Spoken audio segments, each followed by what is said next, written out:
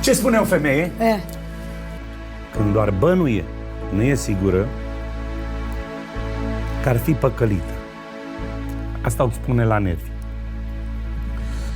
Te port în inimă și-n gând și niciodată n-am să-ți plâng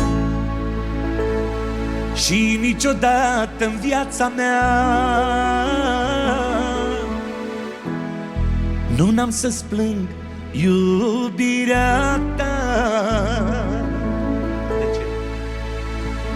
Cât te-am iubit-o, cât m-ai mințit,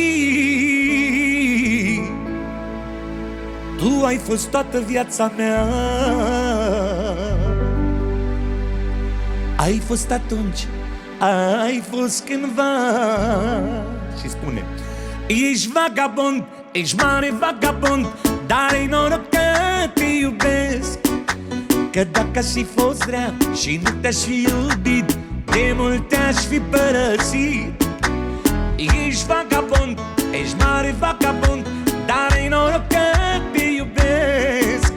Că dacă aș fi fost rea și nu te-aș fi iubit, de mult te-aș fi părăsit. E frumoasă e asta, super tare asta. N-am știut-o asta.